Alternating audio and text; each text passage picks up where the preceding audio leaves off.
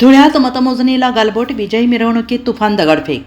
राज्यातील 264 नगरपरिषद आणि नगरपंचायतीच्या सार्वत्रिक निवडणुकीसाठी 2 डिसेंबर रोजी मतदान घेण्यात आलं, तर 20 नोव्हेंबर रोजी देखील उर्वरित जागांसाठी मतदान पार पडलं। या निवडणुकीत 264 नगराध्यक्ष पदाच्या जागांसाठी 4000हून अधिक, तर नगरसेवक पदासाठी 50,000च्या आसपास उमेदवार रिंगणात आहेत। या सर्व उमेदवारांचं भवितव्य आज ठरणार आहे।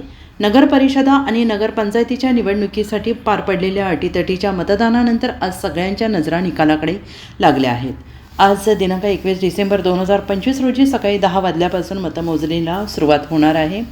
गाव पातळीवरील सत्तेची समीकरणं कोण जुळवणार आणि मतदारांनी कोणाच्या पारड्यात आपलं दान टाकलं याचा फैसला अवघ्या काही तासात होईल। आजचा हा रविवार अनेक राजकीय दिग्गजांची प्रतिष्ठा पणाला लागलेली असून आज निकाल लागणार आहे।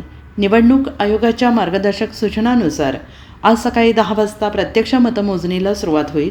प्रत्येक मोजणी केंद्रावर प्रशासनाने जय्यत तयारी केलेली आहे। उमेदवारांचे प्रतिनिधी आणि अधिकारी यांच्या उपस्थितीत ही प्रक्रिया पार पडेल। कोणताही गोंधळ किंवा अनुचित प्रकार टाळण्यासाठी केंद्रांच्या परिसरात पोलिसांचा कडेकोट बंदोबस्त तैनात करण्यात आलेला असून CCTVच्या माध्यमातून संपूर्ण प्रक्रियेवर नजर ठेवली जात आहे। Bureau report SBN Marathi, Dhule.